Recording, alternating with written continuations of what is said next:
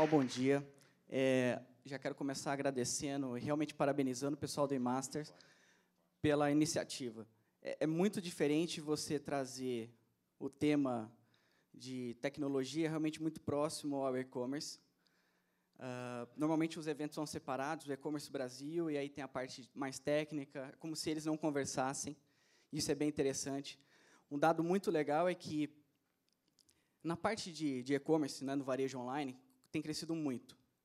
E profissionais de tecnologia são cada vez mais difíceis de se encontrar e são extremamente concorridos entre o pessoal do varejo, o pessoal de banco, o pessoal de infraestrutura, que também hoje está com muitas vagas em aberto. E a parte interessante disso é que a tecnologia tem crescido tanto no varejo, né, tanto, que, por exemplo, a Netshoes, falando de sporting goods, a Netshoes ela só opera online, e ela é o maior e-commerce de artigos esportivos exclusivamente de sporting goods do mundo. E as equipes de e-commerce têm crescido demais. Normalmente, as empresas, de todo o headcount, têm dedicado pelo menos 10% para a equipe de desenvolvimento de software. Então, e eu não estou falando, às vezes, do back-office ou do pessoal do marketing, ou seja, o que for, estou falando do pessoal que realmente desenvolve. É o desenvolvedor, né, que é a peça-chave fundamental para tirar alguma ideia do papel. Bom, vamos lá. Quem sou eu? Esse sou eu. Eu tento usar uma cara bem séria no meu LinkedIn, porque quem me conhece sabe que de sério eu não tenho nada. Tenho uma cara de ser bem mais novo, então eu tento fazer essa cara aí para tentar ficar mais, sei lá, ganhar um pouco mais de respeito quando entra em alguma reunião que eu já sei que o bicho vai pegar. Bom, eu sou diretor de tecnologia e de produtos na Netshoes. Eu tenho uma experiência em desenvolvimento de software de muitos anos, mas que eu tenho essa cara de novo. Já trabalhei em vários tipos de produto, desde a parte de bancos, da parte de cartões de créditos, de real estate, clinical trials, e-commerce, entre tantas outras, né? Então, essa é a minha experiência. Esse é o meu e-mail pessoal. Vou tentar fazer o máximo possível aqui a palestra, seguindo o tempo programado dos 40 minutos. Vou tentar abrir para perguntas e respostas no final. E perguntas eu vou estar aqui no corredor, no almoço, café ou e-mail. Eu devo ficar aqui o dia todo. Bom, vamos fazer primeiro, falando aqui do e-commerce overview. O objetivo da minha apresentação aqui é o quê? Eu quero trazer um pouco da visão de infraestrutura e da visão de arquitetura quando a gente fala de escalabilidade. Porque a escalabilidade é muito maior do que a gente pensa. Tá? Hoje, graças aos clouds, essa visão tem ficado cada vez mais simples, só que eu quero trazer aqui um pouco do old school, do backstage, do que acontece por trás, quando você precisa ser escalável na parte de infraestrutura e que você precisa ser escalável na parte de arquitetura, na parte de software. Bom, essa é a agenda. Vou fazer, então, um pequeno overview sobre o e-commerce. Depois eu entro na questão da escalabilidade horizontal e o SPOF. Quero passar sobre DNS, CDN, network, servidores e sistemas operacionais, load balancers, segregação do conteúdo. Do lado do software, quero falar sobre aplicações monolíticas, IPC, session, cache, banco de dados. 40 minutos, eu não vou conseguir entrar com a profundidade que eu gostaria sobre cada tema. Eu tenho certeza que, se fosse fazer um live code sobre qualquer um dos temas, seria uma palestra de 3, 4 horas, para cada um desses pontos que eu estou colocando aqui. Bom, vamos lá. Isso daqui é o site da Netshoes, e quando a gente está falando em escalabilidade, o e-commerce ele tem as suas diferenças de outras plataformas online. Ele é diferente de um portal, ele é diferente de um outro site qualquer, ele tem as suas diferenças. Por quê? No e-commerce, nem tudo você pode cachear. Então, você tem que ter isso bem em mente. Como o pessoal aqui do Mercado Livre falou, cara, você não pode fazer uma venda sem estoque. Você não pode pegar e cachear essa informação, principalmente no dia de uma Black Friday, 100 mil requisições por segundo, em um determinado SKU, querendo pegar o estoque dele, você vai cachear essa informação. Você não pode fazer isso. Então, aqui é um exemplo da Home. Então, como que ela funciona? Você tem uma parte de busca, você tem uma personalização ali em cima, onde está o nome do cliente. Você pode personalizar também os conteúdos que você demonstra para o seu cliente. E você também tem a parte de CMS. Então, aqui eu estou mostrando 4 pequenas coisas dentro de uma homepage. Já num catálogo, você tem a personalização, que pode acontecer aqui nos filtros. Se o cara só compra a Nike, e o cara calça 38, e o filtro da Nike de marca é o 5º, e eu sei que ele sempre usa esse filtro, para esse cliente eu vou trazer ele em primeiro. Eu já vou trazer Nike como uma das primeiras marcas que ele pode filtrar. Então, você também tem aqui o catálogo, que segue a mesma orientação. Se eu sei que o cara é corintiano e pesquisou camiseta preta ou camiseta branca, eu tenho grande probabilidade de trazer uma camiseta do Corinthians aqui em cima. Então, o catálogo ele também é uma informação que poderia ser dinâmica. Na página de produto, você tem o catálogo, que é a informação, é o nome do tênis, é a descrição, são as informações que compõem cada produto que você tem. E aí você tem o preço e você tem estoque. Nesses dois aí, é onde fica toda a atenção. Okay? Você tem aqui a parte do carrinho. Né? O que você pode caixar no carrinho? Nada. Tá? Se você já entrou no ambiente HTTPS, falando do cache na ponta, que é onde eu vou entrar no detalhe ali, você não deve cachear. Okay? Aqui eu tenho frete. Eu tenho outro cara que é a parte da compra, aliás, do merchandising. Eu tenho sistema de aplicação de cupons e de gestão de campanhas. E eu tenho a parte da compra. Bom, o grande ponto é realmente que algumas coisas não podem ter cache em hipótese alguma ou precisam de um cache mais aprimorado. É o caso do preço, é o caso do estoque. Estoque você não cacheia. Nunca, jamais. O preço você até pode cachear, vai depender da sua estratégia de preço. Tá? Se o preço for alterado, você vai invalidar o cache e ok. Se o preço não é alterado, o preço continua igual, você continua utilizando a mesma informação. Mas são estratégias diferentes. E aí, o e-commerce, quando a gente fala de loja, que são alguns pequenos exemplos do que está por trás do e-commerce. Quando falamos do front, e não do RP, do back-office, você tem CMS, você tem um catálogo, você tem campanhas, você tem preço, frete, FAQ, pedidos, estoque, cliente, busca, pagamento. E muitos outros. Não necessariamente está no front, pode também ter algumas coisas no back. Tá? Mas, daí, quando você fala aqui do back-office, você pode ter também a parte de pedidos, você pode ter o frete, parte financeira, catálogo, logística, saque, a reversa, o risco, o warehouse e outras coisas. Okay? Estou tentando trazer um pouco da visão para vocês de quando a gente fala de e-commerce, que você tem o front e você tem o back, que é onde acontece a parte logística da sua empresa, a parte financeira. Bom, a escalabilidade ela vai depender muito da sua arquitetura da aplicação. Tá? E aí já não é do e-commerce, é a escalabilidade de qualquer software. Então, vai depender da sua arquitetura.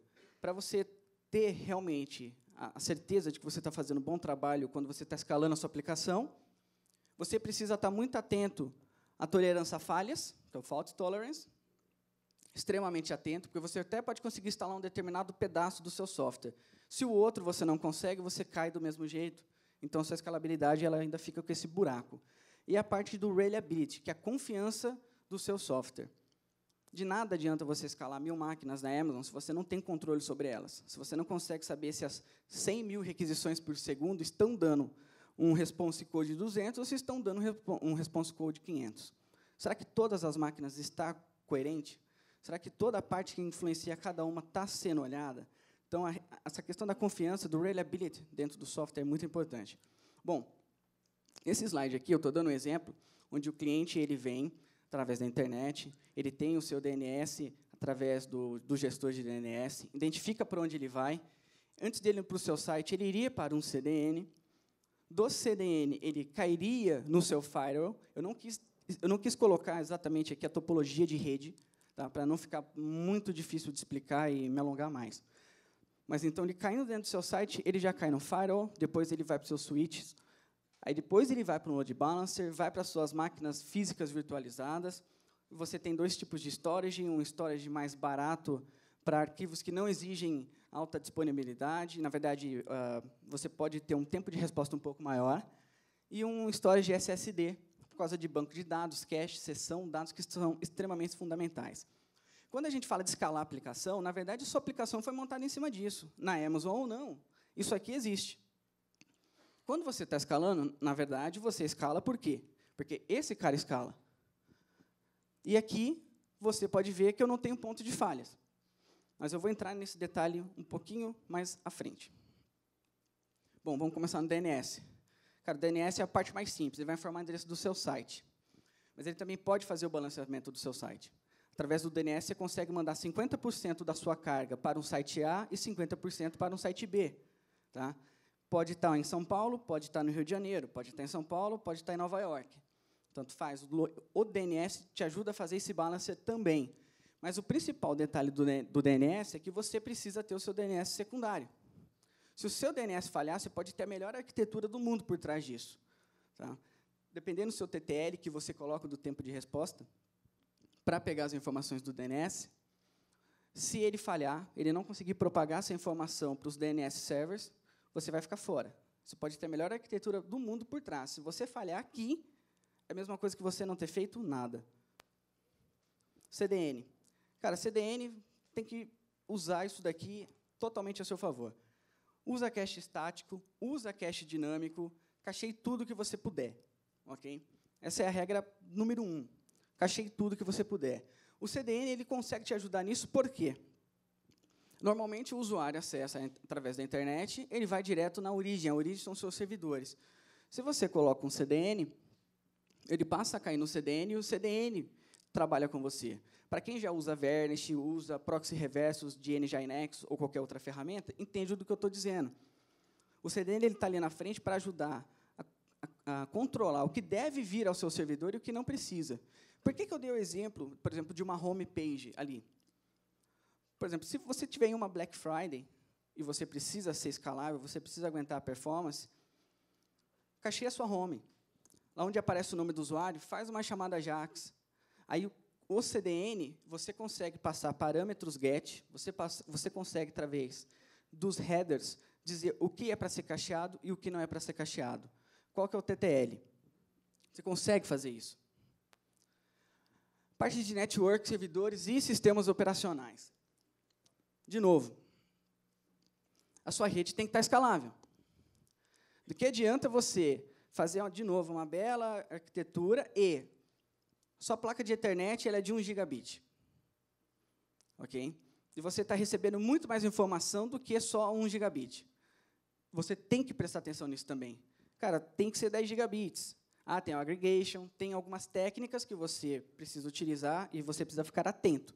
Mas é uma informação importante. Cada equipamento de rede seu, ele não vai conseguir fazer tudo o que você precisa. É por isso que existem diferentes faixas de preço. Um switch core que você compra para aguentar 1 GB ou para aguentar 100 mil requests por segundo é diferente de um que você pode comprar para 2 milhões. Ele tem mais potência, você precisa ficar atento a isso. Quando você escala, a sua infra tem que estar sendo vista na parte de redes.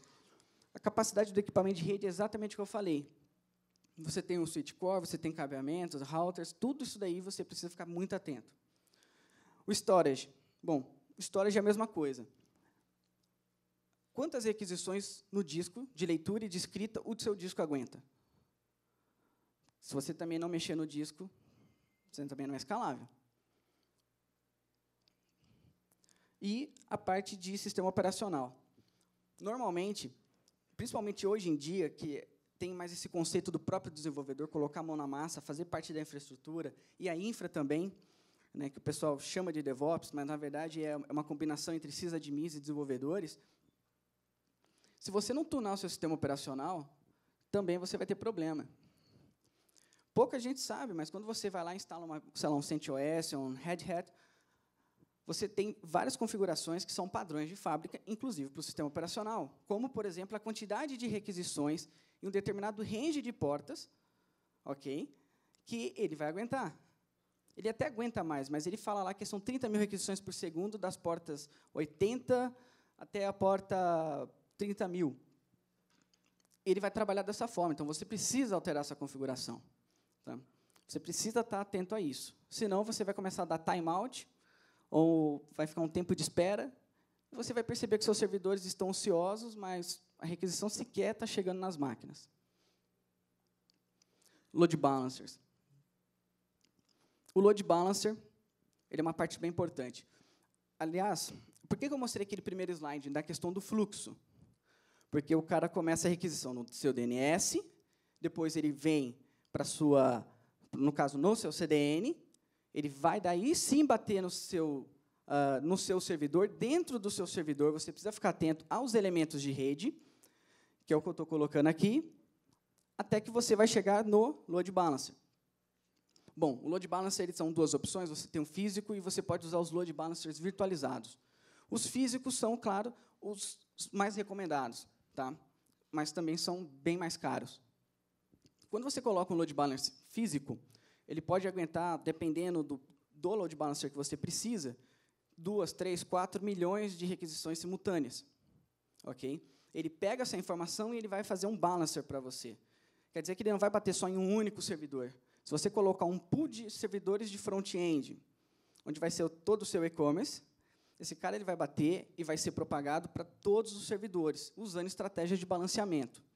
O virtualizado faz a mesma coisa, porque nada mais é um load balancer físico que uma máquina com Linux, recebendo essas requisições e só fazendo isso, trabalhando para onde tem que ir aquela requisição, quem vai atender, se é o front, se é o back, se é um determinado tipo de serviço ou não. É só isso que o load balancer faz. Então, o virtualizado também faz isso. E você tem as técnicas de load balancer. Você tem o round robin, você tem o state round robin e N outras. Você tem que saber qual é a melhor para você usar. Vai depender do caso, tá? Mas você pode usar. O load balancer ele evita que você faça isso que eu estou mostrando aqui, para você colocar ele na frente. Aí sim, ele vai aguentar uma grande quantidade de requisições e ele vai distribuir entre os seus servidores, ok? De forma igual. Como eu falei, depende da estratégia de load balancer que você utilizar ali. Bom, na parte que eu falei ali de redes, lá atrás, que você tem que ficar bem esperto, quando o cara vem para a sua loja ou vem para o seu site, ele também, para quem trabalha hoje nesse meio aí de internet há muito tempo, sabe que você tem o Giga, que é o seu link, que é para receber as requisições dentro do seu servidor. Se o seu link dedicado, tá, você tem, por exemplo, 1 giga dedicado por segundo, e você não está conseguindo, você está batendo nesse topo, quer dizer que você vai começar a recusar conexões. Então, requisições que eram para ir para um carrinho, que eram para fazer um pedido, elas não vão mais chegar aos seus servidores. Elas já vão morrer lá no primeiro passo da rede, porque não vai mais conseguir entrar pacotes. Para você resolver isso, você pode pegar e segregar o seu conteúdo, o que é estático e o que é www. O que é estático, que são imagens, uso de assets, JS, CSS, toda essa parte você deve colocar ela de forma separada. Por mais que o seu CDN já vai cachear ela, o seu servidor de static não precisa necessariamente usar o mesmo link de rede que você atende no seu www. E, se você já colocar direto ele no CDN, vai ajudar muito, porque as imagens não mudam com frequência. Você tira uma foto de um produto hoje, isso fica por muitos meses. Então, por que toda vez pegar isso no servidor? Coloque isso no CDN, pelo menos. E tem a parte, né, do www. Mas o www você salva ele porque você tirou o estático da frente. O estático consome muito. Cada imagem pode ter 300 KB, 1 MB, 2 MB. Tirando o static da frente, o seu link de 1 GB que estava topando por segundo, você pode ver ele caindo para 300, 400. Tá? Vai depender muito do volume, mas é um ponto muito importante. Bom, vamos falar agora aqui da parte de software side. Software side, essa é, na verdade, a área que eu realmente tenho mais domínio. Não sou um grande especialista de rede, conheço, trabalho junto com as equipes, faço questão de entender o porquê de cada coisa, para saber exatamente o que está acontecendo. Mas a minha experiência de carreira ela é voltada à parte de software. Então, nessa parte aqui, eu acho que é onde eu posso contribuir realmente de maneira mais efetiva para vocês. Bom, software monolítico escala. Até porque, na questão de escalabilidade, é a sua arquitetura que vai fazer a diferença. Agora, se o seu software monolítico ele está instalado em uma única aplicação, é um servidor, você está com a sua aplicação inteira. A sua aplicação, você tem a sessão do usuário sendo controlada dentro do servidor, você tem os seus caches, você também faz dentro da própria máquina, aí já não tem o que fazer. Imagina que você precise colocar 10 novas máquinas no pool. Até aí, ok, porque o CDN vai ver que tem novas 10 máquinas e vai começar a distribuir as conexões. Agora, imagina que você está com 10 mil usuários online, 100 mil usuários online, e você está com 100 máquinas. 10 delas estão dando problema. Você começa a precisar remover para fazer um replacement, para alterar. O que vai acontecer ali é que a sessão vai cair de quem estava logado nelas, você vai derrubar o cache. Quando uma máquina subir, ela precisa ser totalmente cacheada, porque você não usou um pool. Então, sendo monolítico, dá, mas não é o ideal. Para quem está buscando uma plataforma, para quem está desenvolvendo a sua própria plataforma, realmente tenta para o lado de serviços, de microserviços. Você vai arrumar um problema, que depois é a questão da orquestração de todos esses serviços. Okay? Até aqui, no monolítico, qual que é a falha de rede que pode acontecer? A chegada da requisição. Se você não conseguir salvar algo no banco, você vai ter um retorno ruim do banco e já vai devolver isso para o cliente. Você vai tratar a exceção. Num software que você faz já com microserviços, um serviço pode depender do outro, que assim também depende do outro, e que depende do outro. É o usuário que fez uma requisição no carrinho, que daí vai no serviço de catálogo, que vai no serviço de campanhas, que campanhas vai no serviço de customer, e que customer vai no serviço de frete. E se um desses falhar, a requisição toda falha. Então, como é que você vai gerenciar isso? Tá? Lá no final, eu só vou dar algumas dicas, mas hoje tem uma palestra, não sei se é a próxima, mas que vai falar de microserviços do pessoal da Cenova, e tem que sempre se preocupar com isso, ok? Microserviços, serviços, muito bom, mas você ganha outras responsabilidades que você precisa estar bem atento. A parte de log, importantíssima. Se você faz o log do jeito que você sempre fez, não precisa. O log ele tem que ser assíncrono. Você não precisa colocar o impeditivo na sua requisição, porque o log ainda não gerou. Se você tem um disco ruim, que tem uma latência muito alta no tempo de escrita, enquanto você não grava essa informação no disco, você não consegue ter o retorno. E aí você segura o processo. Coloca o log assíncrono. Ele não é o principal ponto ali da requisição. Você precisa dessa informação, é importantíssima, mas ela não tem que barrar a sua requisição principal. Parte de Interprocess Communication. Essa parte aqui é bem importante porque é a questão de filas. Você trazer o processo assíncrono cada vez mais para dentro da sua aplicação. Você pode usar N opções, tem, enfim, de MQ, mas você usando isso daqui é muito bom, porque se você tem uma aplicação monolítica, no mínimo você consegue fazer com que um bloco monolítico converse com outro bloco monolítico, ok? Fazendo um Interprocess Communication. Se você tem muito mais ainda tempo, experiência, já sabe melhor o que você está fazendo e está criando o seu software agora, quando você implementar o Interprocess Communication, você pode já usar fila com um outro tipo de objetivo. Você também pode usar realmente a questão de processamento entre cores em diferentes servidores, onde um processamento começa no core 1 do servidor 1, e uma parte desse processamento é feita no outro core de outro servidor dentro da sua rede. Mas daí já quando você começa a levar ele em um nível mais alto.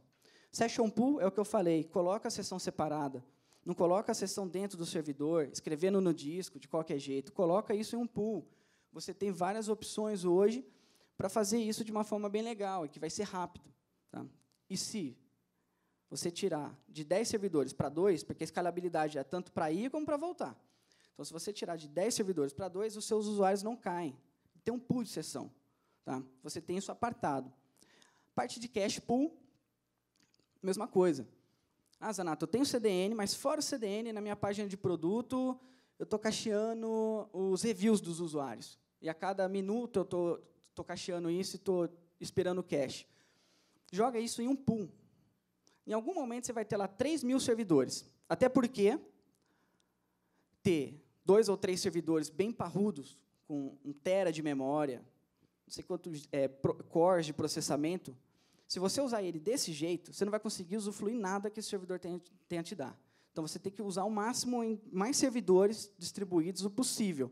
E quando você cai nesse caso, também, se você não fizer o cache dentro de um pool, o que vai acontecer é que, para cada servidor que você colocar, o cliente que cair nele vai acabar batendo no banco, vai ser mais lento, porque é por servidor que vai acontecer esse cacheamento. Então, tem que ser um pool. E a parte de monitoramento.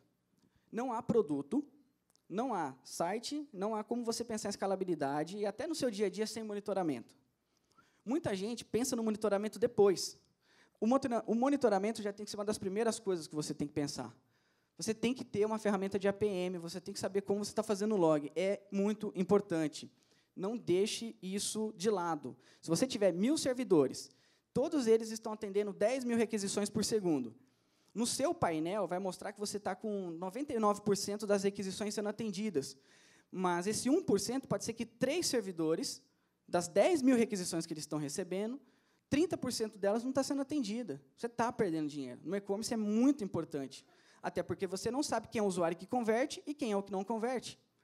Você pode estar derrubando um usuário, dando uma experiência ruim para um cara que nem vai comprar, mas só está lá olhando o seu catálogo no primeiro momento, mas o cara que está muito afim de comprar está caindo em um dos servidores que você colocou e que você não monitorou e que está respondendo um 500 lá para o seu usuário. Mas você não sabe, porque você não está olhando isso por servidor, você só consegue ver isso no macro. É importante ter esse controle, ok? E parte de banco, tá? Bom, a parte de banco eu queria muito pegar e falar mais tempo dela. Só que a única coisa que eu posso dizer da parte do banco é se preocuparem em ter pelo menos masters e slaves. Dentro do e-commerce, tentar usar o máximo banco relacional. Dá para usar os dois. Por exemplo, eu tenho o SKU e eu tenho preço e estoque. Aquilo eu não posso cachear. Aí ele pode estar em um banco não relacional. Você vai ter uma performance muito superior. Tá? Ali na frente eu vou dar algumas dicas de outros softwares e quando usar eles, ok? E, como eu falei, pelo menos um master e um slave. Se você vai fazer sharding, se você vai fazer alguma coisa, por exemplo, Zanata, eu vou ter tabela A, B e C em um banco e todas as outras em outro. Você pode fazer. Tem software hoje em dia, ok, que consegue abstrair esse tipo de problema, onde você tem um banco A, o banco B. E não necessariamente os bancos são a mesma coisa. Um é NoSQL, o outro é SQL. E você precisa dos dois para, por exemplo, trazer o usuário que comprou e qual foi o produto dele. Okay? Então, tem hoje software que abstrai essa complexidade. Bom, realmente, atenção a cada detalhe, porque tudo importa. E a minha visão infra aqui é... Então, na parte da internet, você vai ter aplicação, você vai ter uma SQL. Cara, isso não serve. Por quê? Se você usar o SPOF, que é o Single Point of Failure, você não está aplicando ele aqui. Se o seu DNS falhar, você cai. Se esse servidor cair, você cai. Se a sua aplicação que está rodando ali dentro cair, você cai. Sua sessão cai, seu cache cai, seu storage, pelo jeito, você só tem um da máquina. Cai. O do MySQL é a mesma coisa. Se cair também, acabou. Então, você precisa fazer alguns esforços. Isso aqui, está bom? Não está, mas já é melhor do que o outro. Você, pelo menos, tem um load balancer e a sua aplicação está com redundância. Agora, a questão do MySQL Master e o Slave ainda está em um banco só. Você colocou um Slave, mas colocou no mesmo servidor que você tem o Master. Se der um problema de disco, você não tem nenhum nem outro. Então, quando está pensando na questão da escalabilidade, tem que ficar atento nesses pontos aí. É muito importante. Agora, só voltando aqui, eu quero dar um exemplo melhor. Por que eu fiz esse desenho ali? Você tem, como eu falei, o Single Point of Failure ele vale para tudo, absolutamente tudo. O desenvolvedor, quando está desenvolvendo, tem que pensar na programação defensiva. Alguma coisa vai acontecer e você precisa estar preparado para tratar. É como o pessoal do Mercado Livre mostrou. Pode acontecer alguma coisa e você tem que saber lidar com aquela situação. Porque vai acontecer. Você queira ou você não dá para confiar. Você tem que estar preparado. Isso do lado de software, isso do lado de infra. A mesma coisa aqui. Isso, eu estou usando só um storage normal, estou usando um SSD, umas máquinas para MySQL, VM. Se qualquer um desses daí tiver um problema, eu vou cair, eu não consigo escalar. Então, eu vou duplicar. Agora, você, pelo menos, já não tem o Single Point of Failure. E, mesmo assim, quem nunca viu algum problema sério acontecer, porque quando você colocou uma máquina na sua rede, ela assumiu um IP de outra máquina. E, às vezes, a outra máquina é simplesmente o load balancer. Até você descobrir que isso aconteceu, já passou uns 30 minutos fácil. Você já perdeu muito dinheiro. Então, mesmo aqui nesse caso, tá? Mesmo nesse caso, você ainda não está livre dos riscos. Tá? Tem que ser mensurado. E aí, a visão de arquitetura, que é uma visão mais simplista, quando a gente fala aqui da questão da distribuição, né, do nosso software, essa daqui seria um bom approach. Mas lembre-se que... Por que eu quis mostrar a parte da infra? Porque é isso que acontece. A Zanata hoje tem a Amazon, tem o Google, tem vários outros, a Microsoft, né, que fazem isso para você. Você não precisa pensar naquilo. Não é porque você trabalha com a internet, não é porque você desenvolve software que você não precisa saber nem como funciona o protocolo TCP/IP.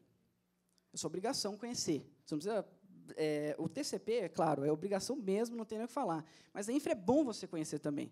Porque quando você está falando de escalabilidade, você está sentando junto dentro da sua empresa para tratar, é cada vez mais comum que infra e DevOps, né, aliás, a infra e a equipe de desenvolvimento trabalhem juntos.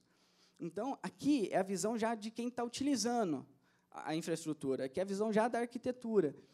Você tem um CDN, você tem o load balancer físico, você tem a sua máquina, que é um pool de front-ends, isso é, esse software já não é mais monolítico, okay, é o melhor dos mundos. Esse load balancer, o secundário, não necessariamente precisa ser mais um físico. Eu até coloquei aqui, tem um hproxy, é um dos, é o que eu uso e o que eu recomendo. O hproxy, você poderia colocar ele nas máquinas de front, como servidor, depois instalar o hproxy nas máquinas cliente, e aí, quando alguém for fazer uma requisição do front para o CMS, ou para o frete, ou para o catálogo, o hproxy ele faria esse balancer para você. Não precisa ser uma máquina física, mas você precisa lembrar que você tem que ter um balanceador. Depois, aqui, eu coloquei só um exemplo aqui na parte de banco de dados, que vai receber as requisições, mas lembrando que a parte do banco de dados é extremamente importante o storage que você escolhe. Tá? Aqui eu tenho um serviço catálogo, que ele é requisitado pelo front, e ele precisa falar com campanha para retornar alguma informação no front. Esse daqui é o tipo de problema que tem que ficar muito atento. Tá?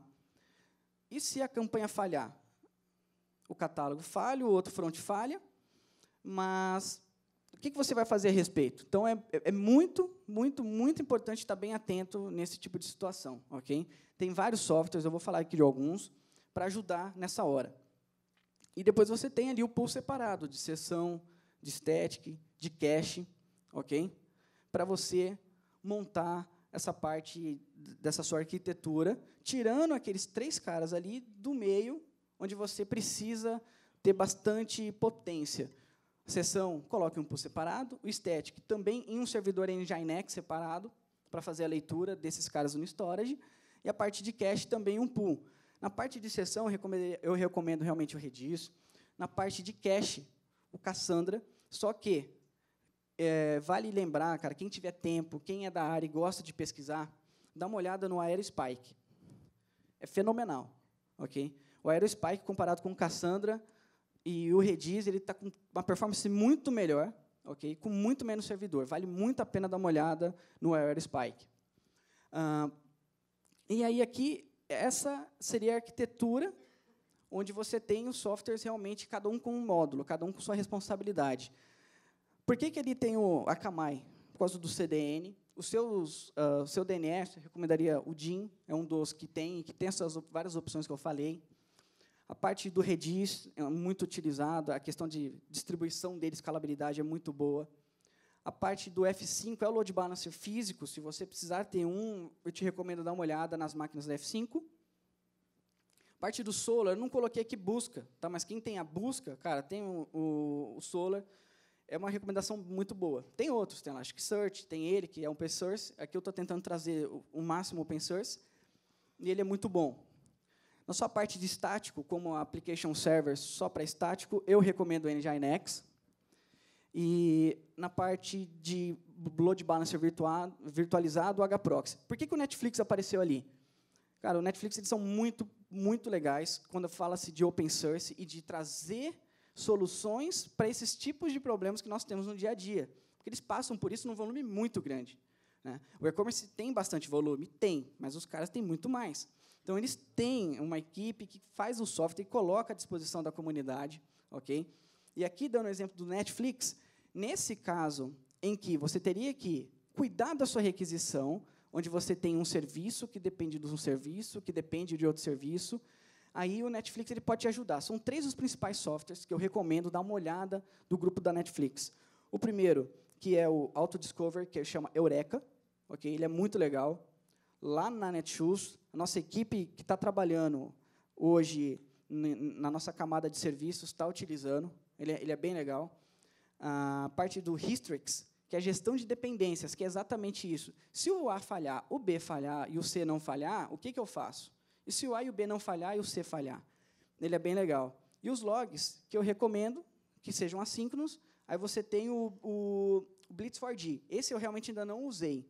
Okay? Quando eu tive que fazer isso assíncrono, eu fiz através de MQ, mas tem um software específico para isso. Escalabilidade, no final das contas, é isso. É o seu cache, é a tua arquitetura, é a forma como você montou a infra e tudo mais. Cada ponto vai importar. Tá? É cada ponto. Você, como desenvolvedor, você não pode só se importar e falar, eu vou fazer meu serviço ser multisserviço. Já é muito bom, mas ainda não resolveu todo o problema. Tem outros pontos. E aqui, se eu fosse mostrar isso olhando para a Amazon, na verdade, não esse, né, olhando para a Amazon, mas se eu fosse mostrar esse daqui, olhando para a Amazon, é muito mais simples, porque a Amazon ela faz toda a abstração desse problema. A Amazon, a Google e o pessoal da Microsoft. Eu, sinceramente, recomendo muito que vocês realmente vão para esse mundo aí onde a infraestrutura é um commodity, que é o melhor dos mundos, mas é muito importante que você realmente pense na infraestrutura física mesmo, ok? A maioria dos e-commerce aqui no Brasil até estão numa Amazon, até estão num cloud, mas tem uma infraestrutura física. Bom,